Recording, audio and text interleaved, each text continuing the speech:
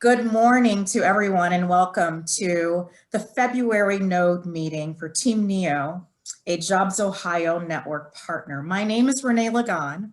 I'm the Director of Partnerships and Engagement with Team NEO, where our mission is to create equitable, fair wage-paying jobs by driving capital investments into our region through our business retention and expansion efforts.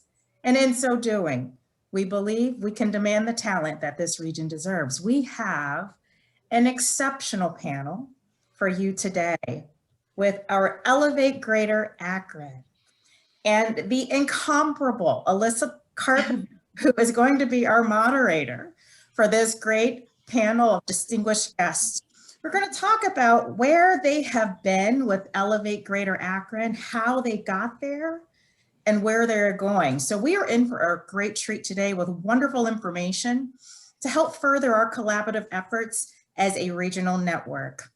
I am going to turn this over to Alyssa here momentarily, but before I do that, throughout this presentation today, the panelists welcome your questions in the question and answer box there at the bottom of your screen.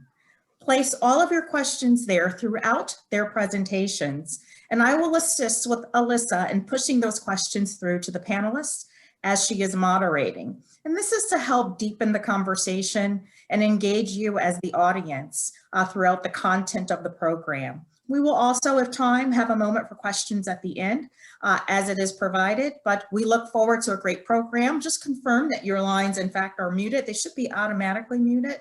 And we look forward to seeing you at the end. Alyssa, the virtual lectern is yours. Thank you, Renee. Thank you for that nice introduction. I am Alyssa Carpenter. I'm the Director of Economic Development for the Greater Akron Chamber, and I am so pleased to bring to you my partners and colleagues with the Elevate Greater Akron Partnership. I'm going to ask each of our panelists to briefly introduce yourself, the organization you're with, and just give us a little quick tidbit on how your organization is part of the partnership. So Jason, can we start with you because your name is first on the invite? Sure, thanks Alyssa. My name is Jason Dodson and I am currently a shareholder with Roetzel and Andrus here in Akron, as well as one of the directors for Roetzel Consulting Solutions, which is our kind of strategic consulting arm. In terms of Elevate Greater Akron, my seat at the table is representing Summit County. And prior to joining Roetzel in September of 2019, I had spent a little bit more than 11 years, close to 12 years as the chief of staff for both the current county executive and the prior county executive. So very much with the other folks you're going to hear from today, started the Elevate Greater Akron experience or experiment, whichever you want to call it, and day to day that varies a little bit, with really from the very early days of putting this together. Thank you. Steve? Sorry, I thought you were going to go alphabetically there. So anyway, I'm Steve Millard. I am the President and CEO of the Greater Akron Chamber. I have been with the Chamber for about 2.5 years or so. I came into the fray just as Elevate Greater Akron was getting going, and Christine and James and Jason already started to dive in on the thinking about it. So it was fantastic for me to come into the region as that work was going on. I spent prior to that about 22 years or so at the Greater Cleveland Partnership, was executive vice president, and also ran COSI for most of that time. So I'm excited to be in Akron and working with these partners. The collaboration is unbelievable, and we look forward to sharing some of that with you. How about James? Can we move to you? Sure. Good morning. It's a privilege to be with you all. My name is James Hardy. I'm Deputy Mayor at the City of Akron, Ohio, and much like Jason said, I was privileged to be a part of the Elevate Greater Akron team from the beginning, and looking very much forward to telling you all how it's going, how it's been, and everything in between. Good morning. That leaves me. I'm Christine Mayer. I'm the president of GAR Foundation. I'm nursing what I sincerely hope is a cold. So I'm going to be sipping my tea today. But GAR Foundation has been involved from the very start. We are a place-based foundation in Akron, Ohio. We've looked at economic development for quite a long time because we think it ties to all of our other strategies and to the health of the community overall. And we'll share in a minute here how we came to embark on this experiment with my friends on the call today and some others. Great. Thank you, Christine. And that's a great segue because we have a diverse audience today, over 90 participants, which is fantastic. Some of them may know more than others about what the partnership is. So maybe can we kick this off with a little overview on what Elevate Greater Akron is, but more importantly, how was it created and how did it come to be? Well, Alyssa, I can start us with some of the origin story here, and then I will look to my partners to join and add. A handful of years ago, like I said at the outset, GAR Foundation has been investing in economic development for quite a while, largely at the regional level through the Fund for Our Economic Future and some of those types of initiatives. And we'd been sort of waiting for a moment to do more meaningful economic development work in the city of Akron, which is our main focus. A handful of years ago, the moment of opportunity presented itself in that there was a significant sweep of leadership change, not simultaneously, but in a fairly short period of time. So Mayor Horgan was new at the city. County Executive Shapiro had been involved a little longer, but she was fairly new at the county. And the chamber was actually between staff leadership positions. Steve was not on board quite yet. But the chamber chair was very interested in engaging in a different way around economic development. So at GAR, we felt like this is finally a moment of opportunity where you have people who are taking a fresh look anyway at what their practices were, how they were, how they were helping each other and working together in economic development and where that could be potentially improved. So we started this thing looking at those questions, sort of the how might we work better together as a team, and before long we got into, are we doing the right things? Do we need to not only coordinate better but also update what it is we're working on and what is relevant now for our communities and going forward. So from that came the Elevate experiment. Steve joined pretty early on. And the last thing I would add is the whole first phase of this, I jokingly referred to as economic development marriage counseling, because we really weren't even talking about economic development as much as we were talking about trust and, can we all find our way to share information and, really trust. I mean, that was absolutely job one of this work. So by the time Steve came on, the trust was much more solid and felt better, and we could get into a lot of the hard work of the strategic activity. What should we be doing? How should we advance this and move forward? Great.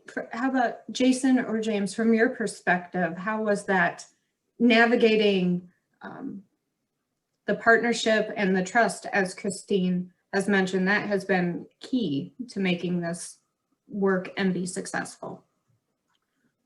Yeah, Alyssa, I guess the way, when we were putting Elevate Greater Akron together, the way that I would characterize it many times in meetings is that when we had a major project develop, and so we had a Goodyear, or we had a Firestone, or Bridgestone, I should say, that would come to the elected leadership and say, hey, we're considering leaving, we're looking at offers in a state somewhere in southern United States, but we also would like to stay here potentially, so why don't you guys put a deal together and we can evaluate whether to stay or to go. In that dynamic, we operated at a very high level. We were very functional. Everybody kind of put together their trust issues, their territorial issues, and everybody would get in the boat and row in the right direction. However, when we would kind of when we would wrap up one of those projects, and it would go back to just our day-to-day, typical economic development work with small and medium-sized businesses, those trust issues, those territorial issues would come back into the fold. And the analogy I always used is that everybody kind of retreated to their own castle. And, as an opportunity would come up, it would, hey, we got to get him and we got to bring him back to our castle. We got to make sure nobody else knows about it. And it was an ecosystem that when we were worrying about 1,000 jobs or 3,000 jobs, everybody could function well. But beyond that, it was really a broken ecosystem. And so in a lot of ways, we were able to kind of tear down the barriers, tear down the walls of those castles, if you will, and utilize those times that we did trust one another and that we did work well together, and really reconstruct an ecosystem around those experiences, and bring in, quite frankly, some new people that didn't have those same taboos or same issues from the past, and put together something that I think functions very well now.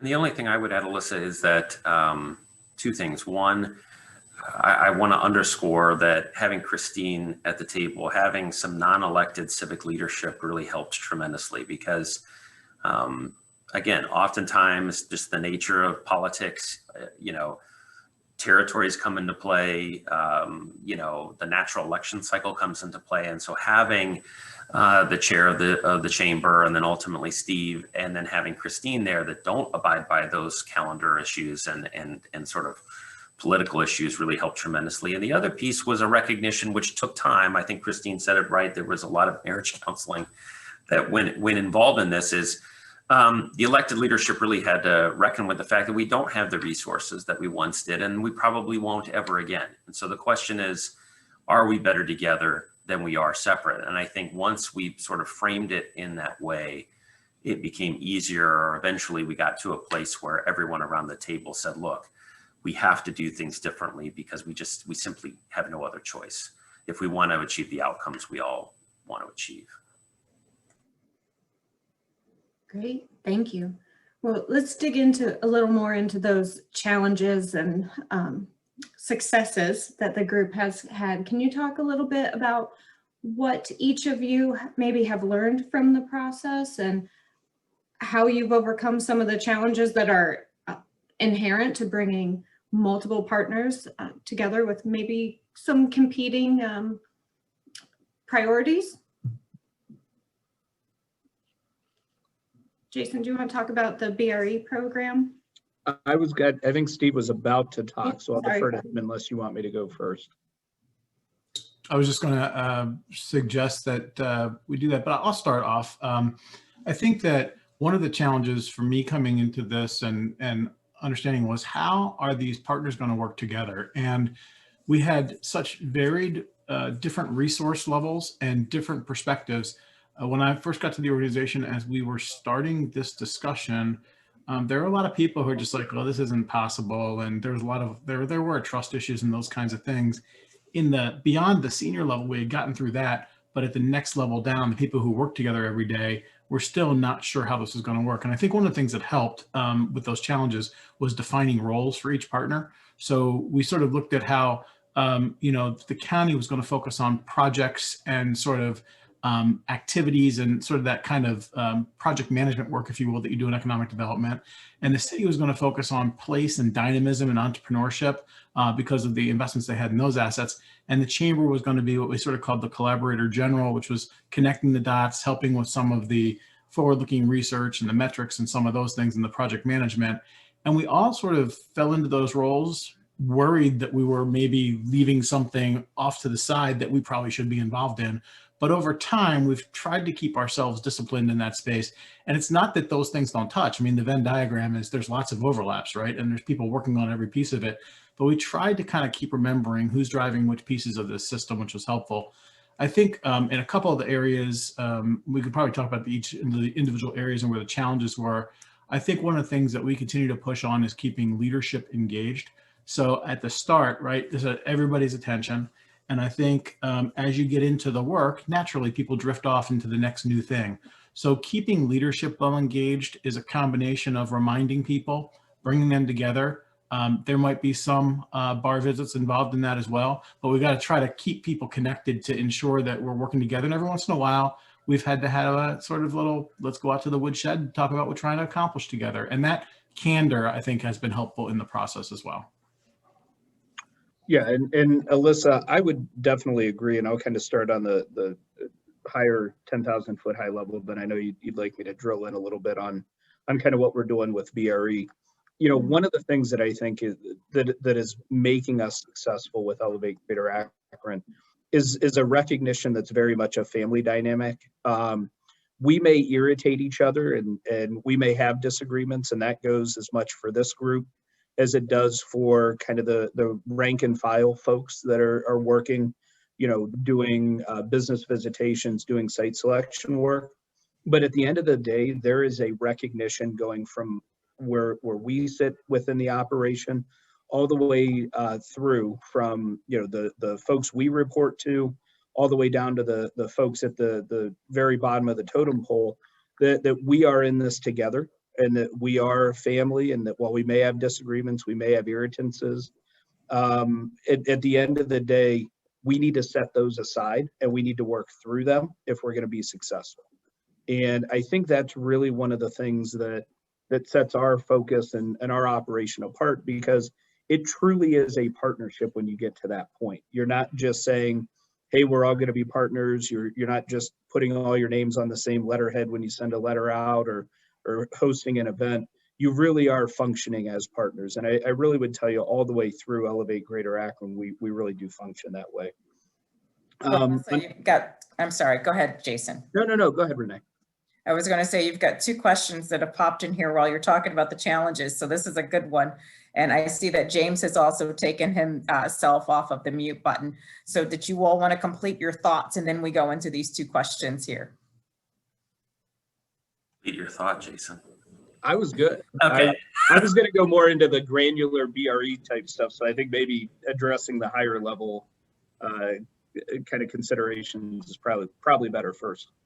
Yeah, and Renee, I'm going to try and include these an answer of these two questions into this, but I think one step that we might have skipped in our explanation of how we got to this Elevate Greater Akron partnership is that it's based, and it continues to be based in real data. We did not just establish or pick out of the clear blue sky 5 strategies that felt good.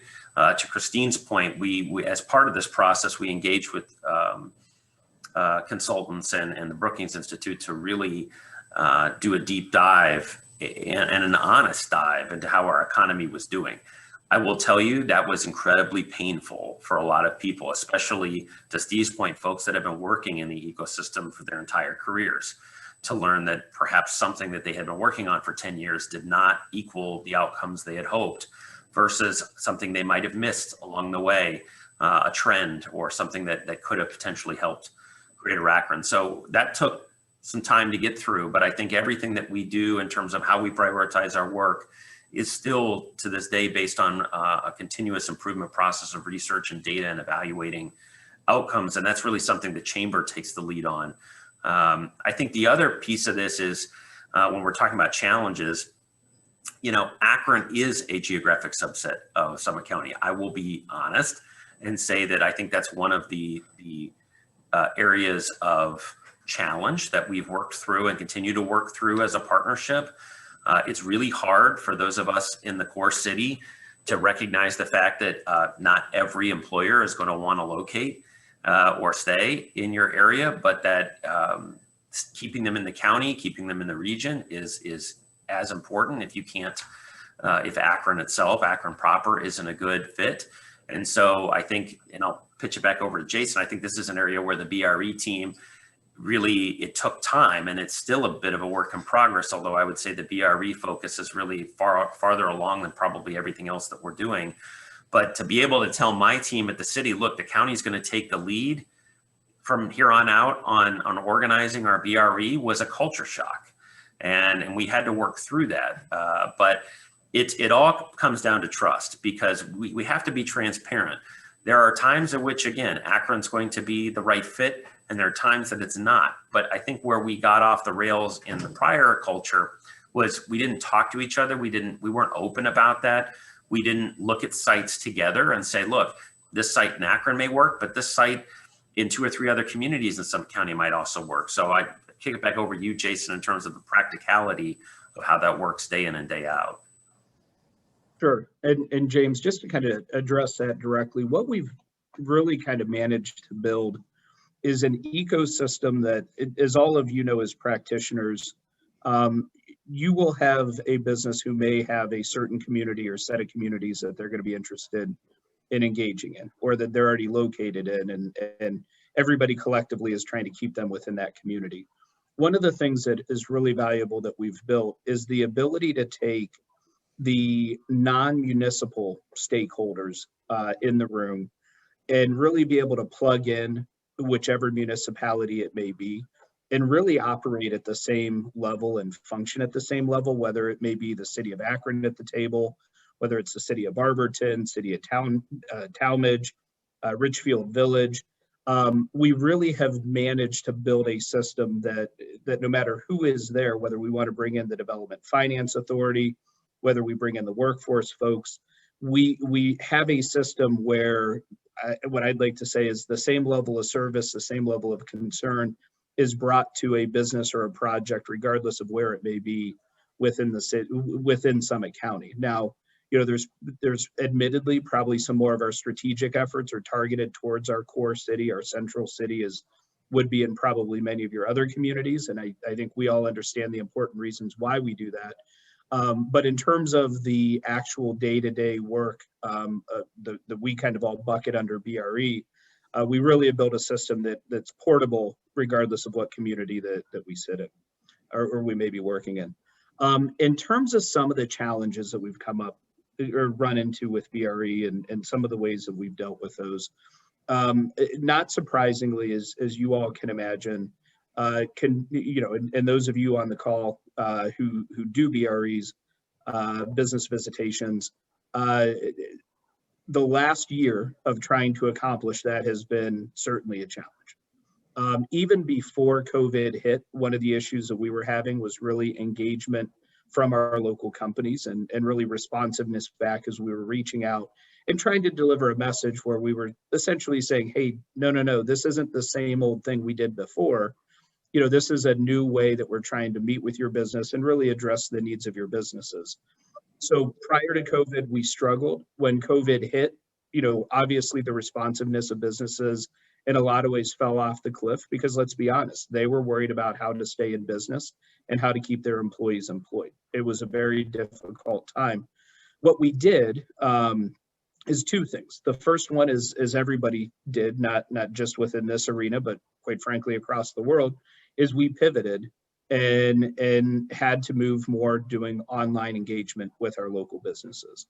What I will tell you, and obviously everybody is accustomed to that at this point in time, I believe, what I will tell you in terms of a lesson to take from that is we have realized that there is just an inherent efficiency in doing business visitations that way. You certainly obviously lose the ability to go and tour somebody's factory or their shop and learn more about their business physically. But the ability to bring in, for example, our larger businesses, the ability to get the elected leaders there to those meetings is much easier to do when we're in a virtual platform than we are in person. So we definitely, I think, have taken advantage of some of those efficiencies. The second thing that we did is we really pivoted and took a team that we had already assembled and really retooled them to address specifically COVID-related needs of businesses. And we did that primarily in 2 ways. One, we developed a COVID resource center that was online that really handled everything from the federal grants and loan programs all the way through the local loan programs. And then the other thing that we did is we utilized the same BRE team that we had put in place in order to really build and effectuate and implement the Summit County COVID-19 resource or small business grant. And the chamber, in partnership with the county, really did the hard day-to-day work of administering that grant that consumed a large number of hours. What we got out of that process, however, was data on our local companies, particularly our small mom and pops, particularly our WBEs and our MBEs, that we've never had before and couldn't have dreamed of having before. And so, I hate using that, turn lemons into lemonade analogy, because I think, it certainly, is far more serious than that. But I think we were able to actually take advantage of a very difficult situation and have some good things come as a result of it. So I think we've got a question from Bill Kaler, the CEO of Team Neo. Bill, did you want to take yourself off mute and ask your question there? Good morning, everyone. Yeah, I was going back to, and thanks to all for your leadership, James, Steve, Christine, and Jason. I love hearing the story and having seen it develop. The struggle that I have often have seen over the years, not just in economic development, but in order to make real change, creating an environment of candor and transparency, critically important, but doing that in an environment where people don't feel criticized. They feel, you can actually build a culture of trust and partnership. What kinds of things did you all do to get there? Because it's obviously, it's happening or has happened. And, getting from one to the other is not easy. So let me start on that, and then maybe others have thoughts. But, this group, actually, they're all really good, smart people, right? And so we kind of like each other to begin with. It didn't necessarily start that way, because I think we didn't know each other as well, but at least I didn't know them as well. But the work that we did together over 3-4 months to figure out what the plan looks like, it was very intensive. I mean, we were talking every single day and spending lots of time together. So at some point you have to justify why you do that. And I guess you figure you like the people and that's why you're doing it or whatever.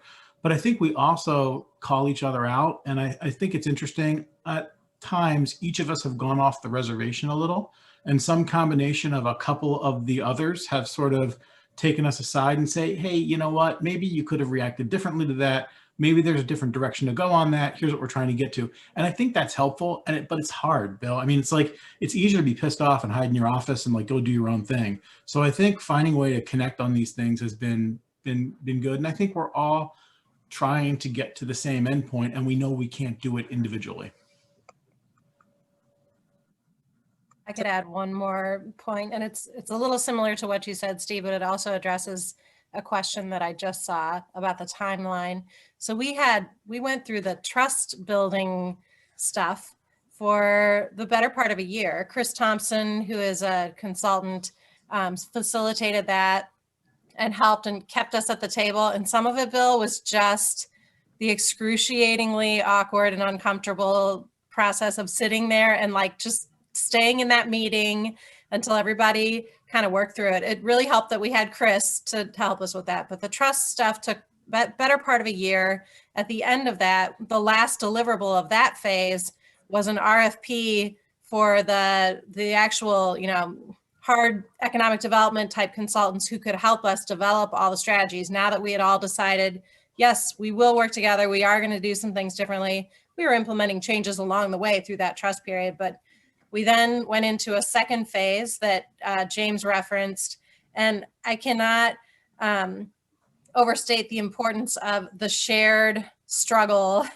It was like a college course in addition to all of our regular jobs. We teed up some questions with these guys. This got to the priorities. We're like, okay, we could do a million jillion different things. We looked at all these different cities, and we really clarified some questions. They would go out and get us tons of data and articles, and we would all like literally have to do our homework before we had our call the next week. And sometimes it was sending each other text messages late at night, like, I hate you. Why are we doing this? It was really pretty intense. But I do think that forged the trust that now we all can go back to, that Steve said, sometimes, someone has a temper tantrum or whatever, we are able to say to each other, I get it. cut it out. We got this stuff we're working on. We arrived at those priorities. We did not just like dust off all the stuff we were already doing. We really made actual strategic decisions like, do we want to pursue 5 potential clusters? No, in the end of the analysis, we thought we ought to take a hard look at 1 polymer cluster, so we really made those data-driven decisions, and I think that helped the trust a lot. Thank you. I would add, and I think I can get at Patrick's question as well with this, but and this is not necessarily a popular thing, but I've said this before, that I'm not certain if we had done some large stakeholder engagement at the very beginning that we would be sitting here talking about Elevate Greater Akron. I mean, I think we would be talking about something, and I'm not sure what that something would be, but to Christine's point from earlier, seizing on an opportunity that happens maybe once every 25 years with new leadership and things like that, and getting over some of these institutional scar tissue issues was something that actually needed to happen sort of behind closed doors before we got out there and really did some of the large stakeholder engagement. And having everything based in data, I think when we came out with these original strategies, there was still plenty of room for the community to chime in and say, well, that makes a lot of sense, but have you thought about this? And we have pivoted a lot within those strategies, but still holding firm to the data and the research that led us in that direction to begin with. And so I think that there is some, at the end of the day, there needs to be some group of folk or group of institutions that take the lead together and push the community towards something better. I'm not so certain that everything can be run by committee, at least in the beginning. But now we have, speaking of committees, tons of different committees. So to Patrick's question, I think that one of the other things that we have been really diligent about is institutionalizing this work. I think Steve talked about the convener general, which is really just a fancy term that we use to say that the chamber really adopted this. It lives and breathes at the chamber. Steve can talk about it if we have time, but they staffed up in a way they had never staffed up before to staff the strategy and make sure that all of us at the county and the city and all of the different EDO partners had what they need, but they also called the question a lot. As Steve would say, I'd be lying if I said that Steve and I have not had words about how my progress, my team's progress, all those things. That's good. We need somebody that's not elected every 4 years, holding on to the reins of the strategy, and so that if there is change, if I leave my job or Jason moves on to other things, or that it still lives on in a community institution that is not necessarily worried about election cycles. Yeah, and just one couple quick comments just to address Patrick's comment directly. One of well, from a practical point of view, right now, Summit County is currently going through a transition in terms of its economic development role. And so in a lot of ways, in terms of the work I do with Summit County, part of it is really to continue to engage with this group in terms of the Elevate Greater Akron initiative and help set some of the strategic agenda that is there. One of the things you don't see when we have a call like this or a panel like this is the volume of people and organizations that actually do sit and work with all of us in order to make this a reality. So we do have under each one of our Elevate strategies a steering committee that is represented by that has representation from each one of the pertinent economic development ecosystem partners. And many of our strategies then have a weekly or a monthly group that meets, that pulls in all of those economic development partners as well. So I know in particular you had inquired about the county and the DFA. Both of those organizations are active, engaged participants in all of the work that we are doing. Can we talk a little more about what success looks like? Because I know, we're measuring some of those things in perhaps a non-traditional manner. What does that look like to you? Steve, can you maybe share the connections? Sure. So one of the discussions we had early on was, what do outcomes, what do metrics look like to manage this process? And one of the things that we all realized is that, in economic development, the way we count and the way we keep score is interesting, right? It's about sort of the investment and jobs created and those kinds of things. I can't remember the last time that I heard somebody get up and talk about in 2020, we created 1,500 jobs. And oh, by the way, about 300 of the ones we created in 16 are now gone, but let's not talk about that, right? So in terms of thinking about what metrics look like here, we focused very much on, we talked about this strategy as being the new fundamentals of economic development. And it was really about improving the way the blocking and tackling is happening across the ecosystem providers. So Jason mentioned them, but there's literally 23, 24 organizations that are well connected to this strategy and work closely together on this on a weekly basis. The BRE team from the city, the county, the chamber, and a lot of those other partners get together every week to go through what's going on and have a real structured way of doing that. They use the same system to track the information. So there's a lot of that connectivity that happens to help us see how we're doing. We had a long conversation about metrics, and some of our business community leaders who were involved in this conversation were all about, okay, what's the number and how are we doing against the number? We had to push back hard to say, let's be less worried about the numbers and who gets credit for the number, and more worried about the outcomes that are coming out of this work and the milestones that we're hitting. So we focus very much on there are outputs of activity that create outcomes. Let's focus there. And the scorecard that we track has not only outcomes in each of our different areas of work, but we have about 20 or so indicators that we look at against 10 other metropolitan areas that are sort of like us, where we sort of see how we're doing on those. And we're never going to turn all those green, right? But the idea is if we're making relative positive progress against those other peer areas, we're going in the right direction. If we're not making progress on those and we don't see some of those going from red to yellow to green, we got to reevaluate what we're doing. But you can't measure those things over days or months. You measure those things over years or quarters, right? Because the data isn't available as easily. So for us, it's about being really clear about what we're getting out of the work, and less so about, wow, we got 1,000 new jobs at a call center or at a warehouse. That's good. But what are we doing to the disparity between black and white income in households? What are we doing to, sort of the unemployment rate between maybe black and white labor? So that's some things that we're thinking about there in terms of outcomes. If I could add just one more really quick point on that, Alyssa, because this was a moment where as a funder, GAR Foundation makes some grants toward advancing this work. And it's not the only way the work moves forward, but it's one of the significant contributors. We had to take a hard look at how we were actually a part of the problem. Steve mentioned the olden days, all of us have mentioned the olden days where everybody was kind of hoarding their outcomes and wouldn't tell anybody that they were talking to this company because we want to keep that in our numbers.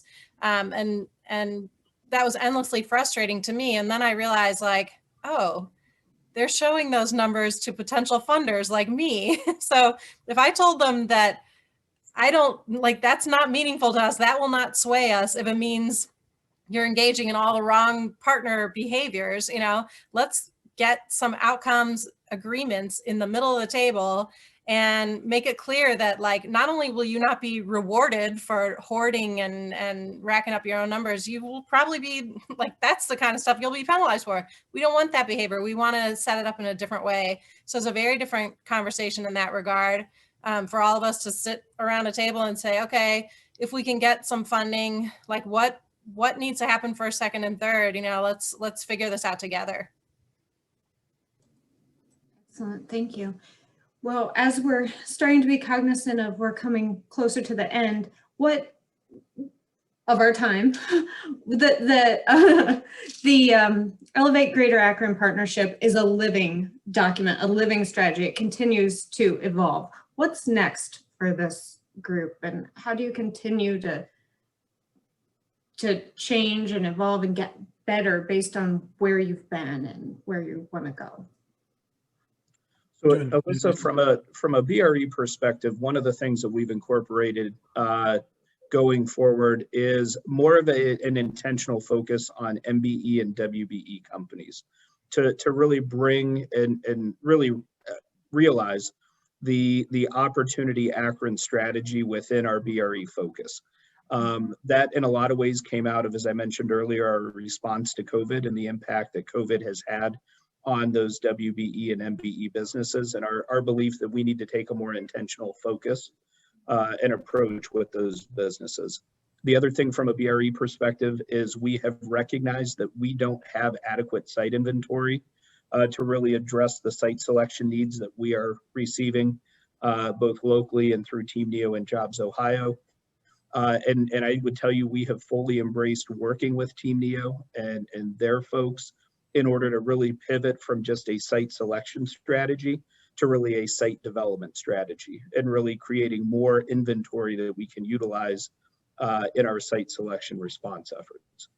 And building off of that, I would say that in the Spark Akron strategy, much like Jason just said with BRE, we're doubling and tripling down on the opportunity Akron lens, meaning that where we've gained the most traction, even through COVID, has been on creating more intentional and successful pathways for minority and female entrepreneurs to start and scale businesses. And so the entrepreneurship focus for the city and the region remains incredibly strong. But I think within that, we're looking at going even deeper around creating dynamic pathways for all in that regard. And then, downtown, we've really pivoted to focus on our downtown in terms of place-based strategies.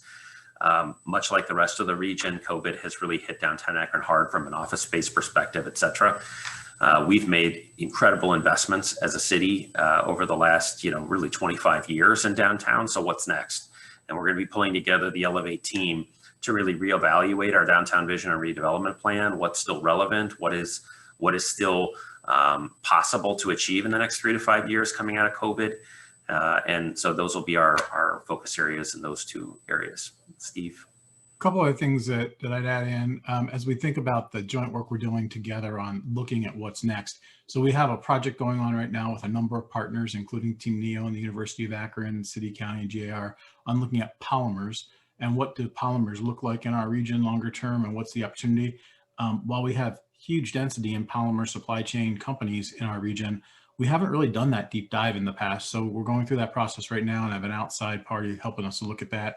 We also are jointly working together on looking at digital connectivity and kind of broadband and how we increase access to high speed. I know a lot of your communities are looking at those kinds of things, but that was facilitated by us being able to come together quickly and work on what that could look like. And hopefully there'll be an EDA grant coming on that to help us with the feasibility study as to what we can do next.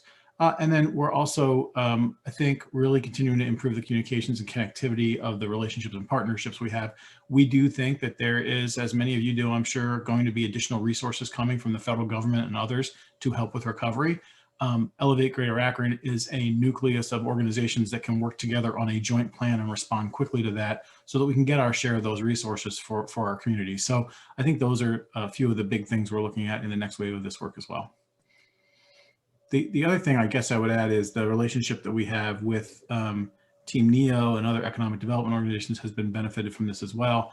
I think that Team Neo is an active part of our dialogue, and that connects us to the Jobs Ohio resources and support as well. But in areas like workforce and inclusion, site development, research, all those things are places where I think we have strong ties and have even, I think, fostered in some ways the Elevate Greater Akron and the Strengthening Stark work, which is fairly similar in some ways, have connected our communities a little bit more as well, to the point where now we're working much more closely. We've got enigmatic economic development divas like Alyssa Carpenter, who's working between our two communities with Team Neo to really connect the dots for us in terms of what we're doing. Because, our companies don't look at the border and stop thinking.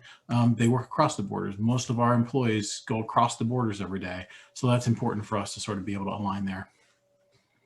So it sounds like that may have been an answer to Alyssa Morit's question, in case anyone else wanted to chime in. But her question for those who are attending was, can you talk about how the group works cooperatively outside of Summit County with regional and state partners? I just wanted to make sure our guests knew the question there.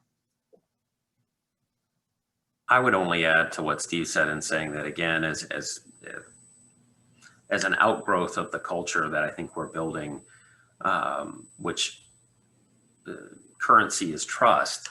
I think that we at the City of Akron feel like we have rebuilt and in many ways exceeded any expectations we might have had in terms of our relationship with Team Neo and Jobs Ohio in the last 5 years. And I think had we not gone through the Elevate Greater Akron process, I don't know if that would have happened. It might have not, but it certainly made it front and center and created the space to have that open dialogue and build that trust. And now I think we work incredibly well with Team Neo and Jobs Ohio. And again, that wasn't always, at least the perception within the city wasn't always the case in the past.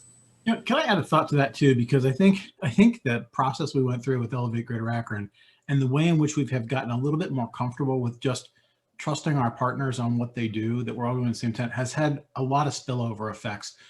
In the past, when we're talking about, you know, our businesses would come to us at the chamber and say, hey, we got to do something on workforce. Our reflex would be, let's go build something, right? Our reflex now is a little different. How is Connexus doing something in that? What is the city or county doing? What is the fund doing? What is Team Neo doing? How is Magnet engaged? So I think we are better at looking at partnerships and a little bit more confident that we don't have to have all the answers. And it's not just about what we produce as an organization. And I think that's filtered into a lot of our relationships. Now, at times there are reflexes where you go after something in your own domain that just feels like you should be the guy or gal doing that. But ultimately, in most cases, we connect the dots back.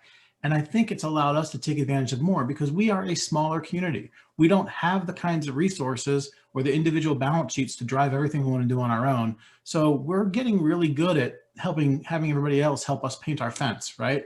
And that's really important for our region. Yeah, the only thing I would add is on a granular level, the BRE team has become pretty integrated with the Team Neo team that does site selection work and business visitations and project management here in Summit County. You know, one of the things that never happened before was really that collaboration on the day-to-day basis. And now I would tell you that not only do we have monthly check-in meetings where we review the projects that everybody's working on, we coordinate our BRE efforts working with businesses. It really is almost on a day-to-day basis. I could tell you that there's somebody from our local team, if not multiple people, that are interacting with the Team Neo staff in order to make sure we're driving forward here in Summit County. Final point on the collaboration question that Allison is probably regretting having asked by this time. I think the key point that everybody has made is that by pulling closer together and by having this partnership and these relationships, you know, we can all bring opportunities that we encounter in our day jobs. I'm in the philanthropic world. We're involved in the Fund for Economic Future. I go to meetings in Cleveland and other places and see what other communities in the region are working on. I can sometimes bring something back from that exposure that is directly applicable to Elevate Greater Akron. And I think that used to happen before, but we didn't have that close communication and coordination. So then people would be like, what is this? You know, this is duplicative. And there was all this sort of blow-ups and concerns that things were you know, duplicating efforts that were already there. Now we have so much better communication and coordination that I could just say, listen, I found out about this thing, connected them to Sue Lacey at Connexus. We'll see at our next meeting on Thursday, you know, if this has a place or whatever. And so it just kind of shortened the distance between connections that all of us have beyond Akron and Summit County to bring things to work within our little strategy in our community. You know, I'm often amused at the successful business person, or, you know, the person who's accomplished something great over a course of a long time, and they're asked how they did it, and they give you the play-by-play and how smart they were and how they made all the right moves and they developed the strategy, et cetera. The reality is they're looking backwards and making a story up based on what they think they did.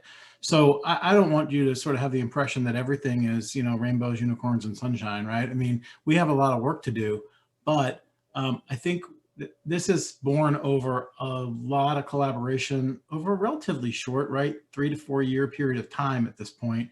But it's going to take another 3 or 4 years to really hone it. So, you know, it's hard to listen to this sometimes if you don't have all the factors going your way. But I'd say one of the things to think about is take advantage of the changes that you have in leadership in your communities to try to institute new kinds of things and break the momentum of what you think is not working as you sort of look at this for your own communities. We've got one other question here in the Q&A from Ren Camacho. Is there a monthly dashboard to monitor all 5 Elevate Akron efforts to view progress? There is a scorecard that we've spoken about. It's a monster. We're happy to share it with you. And I think it's hard to monitor these things monthly, Ren, because some of the details don't get updated but yearly or quarterly or whatever it might be. We do monitor kind of activity and outcomes that we're looking to happen in each of the different strategy areas. And it's not uniform across them. They all have different timelines, et cetera. But we try to stay pretty cognizant. I will tell you that getting everybody to update their stuff is one of the hardest pieces. And we have a team that chases everybody and all the organizations to try to do that. We're getting better at it, but we're also going to be revising the way we measure because I think what we built at the beginning was trying to satisfy everybody and was a bit cumbersome.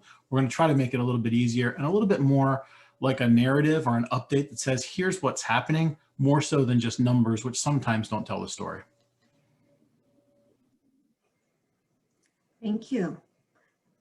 And I believe, Renee, you may have one final question for the group. This has been fantastic, and I know we could talk probably all morning on the subject.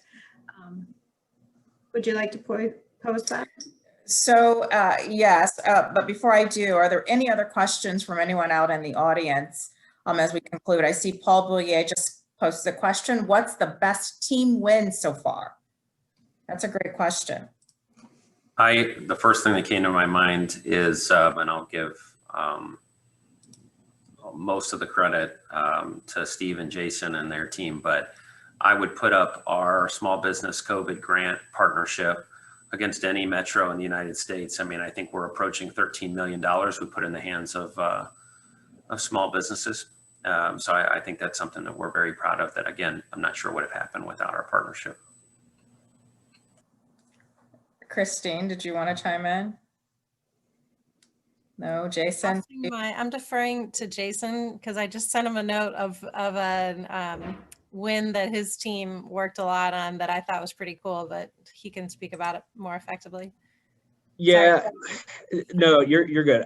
You know, I guess what I would tell you is if you ask that question to a lot of people from a typical BRE perspective, you'd probably get the Amazon facility just because of the size of the investment and the number of jobs. What I would tell you is probably a bigger win is the work we're able to do with those local small and medium-sized businesses to bring anywhere from 100,000 to $1.5 million of value into their project.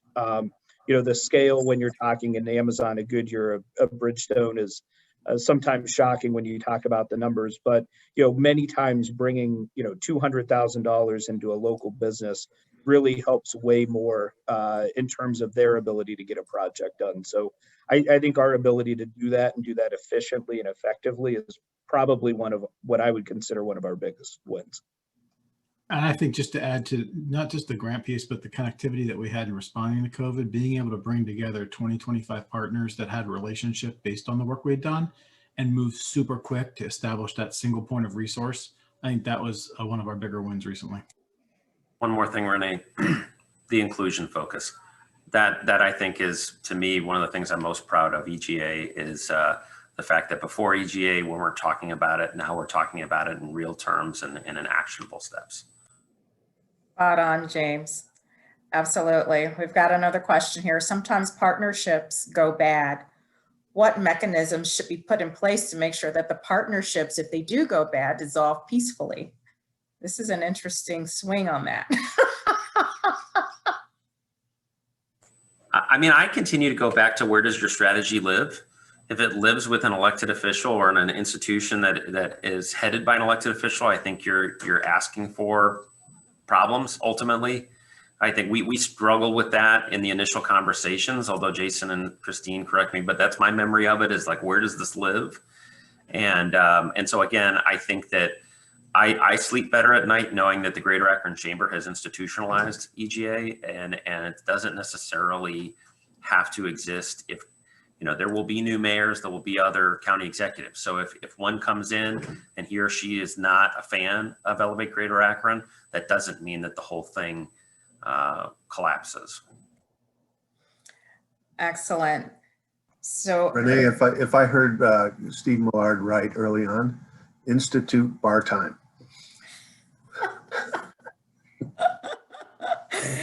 oh my gosh. Jobs Ohio might really like that, Bill. All right, so we thank the incomparable Alyssa for her great work in moderating this panel and this distinguished panel. I just want to take a highlight here and give our guests one practical takeaway. And it's based off Rick Leonard's comment in the chat box from Tim Ryan's office. And I'm going to take the latter part of this comment. The collaboration in Greater Akron Chamber and Summit County is fantastic, and one that could be modeled and replicated across Ohio. Rick Leonard, Ryan, Ohio 13. So here's the question. Based on that comment, if you have to give one piece of guidance on where to start and building this model that you have achieved, what would you say to our audience today? Practical takeaway. Mine would be that you need to move beyond past slights, bad relationships, things like that, and have a commitment to move forward under a new day or a new regime.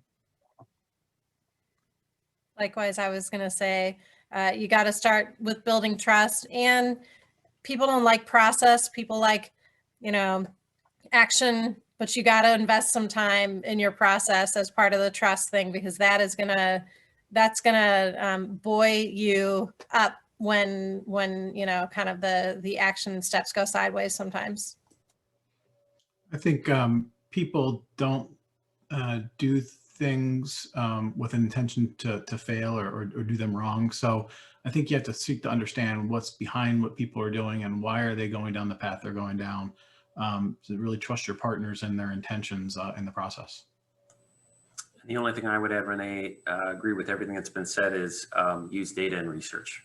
When you're having difficult conversations about, needing to pivot from a strategy that maybe has already been institutionalized, it always helps to have, good data points and research that is objective, to bolster your argument.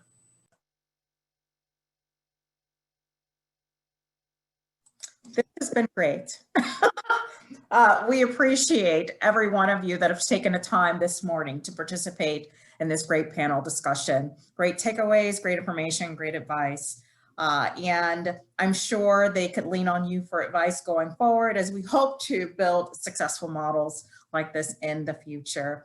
At this time, it now concludes this portion of our February Node meeting. All those on the line, please look to join our weekly Lido meeting, which is tomorrow on Wednesday with Team Neo. We look forward to everyone being there, and thank you for attending today.